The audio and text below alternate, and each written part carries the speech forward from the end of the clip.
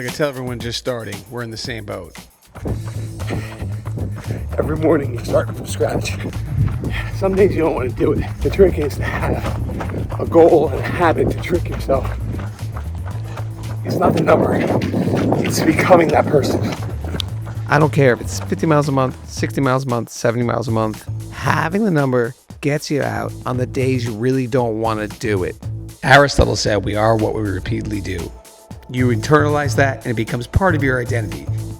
And that identity gets you to say, hey, it's snowing outside, or it's going to snow soon, or it's cold, or I'm traveling. You know what? I'm going to go out and do it anyway because I need to make that goal. Because I'm not at home and I don't have my routine, this running, when you're on the road and you don't have a routine, this running helps. On vacation, yeah. Work trip, yeah. Just the consistency. If I know I gotta make these miles, I don't have the last drink. I go to bed a little bit earlier. It's like a 2-for-1 because you know you gotta answer to something. That's the commitment. You just gotta be able to do it over and over and over again and say, hey, I don't want to run today. This is not something I want to do. I gotta get that number. Like 100 has helped me get up so many times. I would have ran 3 times this week. That'd be it. Now I'm like, I need 4 to make the 100 easier on my next trip. You need to find the goals that stretch you and are challenging, but not like set this crazy goal just to fail. My friend had a goal. It was like run 100 miles in 1 month. He wasn't really a runner yet, and he did it. And then he said, I'm going to run 1,000 miles this year.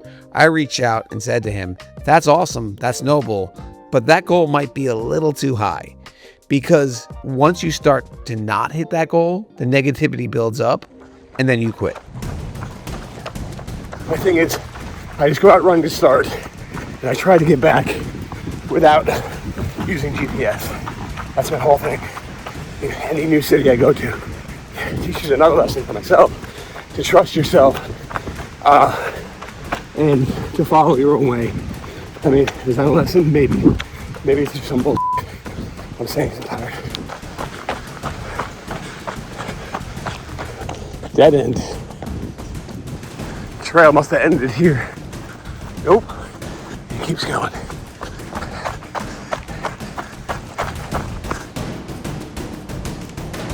So this is what I was talking about. You get lost and you're like, shit, you gotta figure it out. I did need to use the map because it's the woods. It's not a city. City, I'm better. Don't roll an ankle. More stones. Now I actually do know where I am. You know, maybe I'll make some sort of bridge metaphor in life. So here's the other point that I was trying to make, which is, you know, this morning I didn't want to get up. I never want to get up. But having the goal of the 100 made me do the calculations about this week, next week. Hey, if I get 5 more miles today, I'll only 15, and next week I'm traveling again. So like, let me get ahead of it. And after that, it would be, just a normal week. So the hardest part is literally just getting out of bed. The second hardest part is getting out the door. Third part is mile 1. But after that, most days, it's pretty much, I'm already here. Let's just keep doing it. And that's the power of having like an extended goal.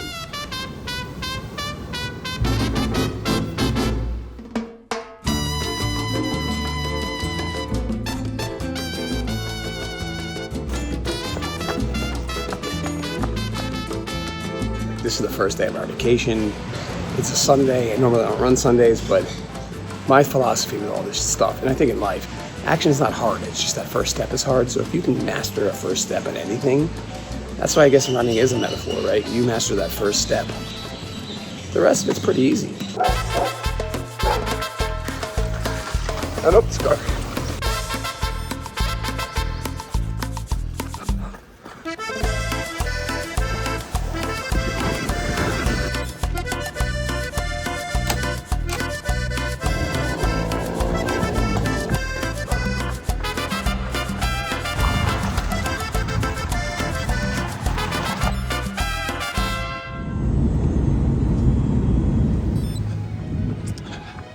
Becoming something and having that identity will get you to do the daily repetition.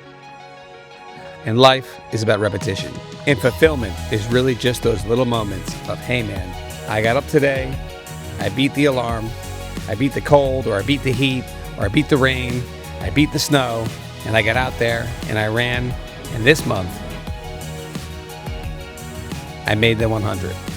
And you get that satisfaction, and it fades, and you do it again.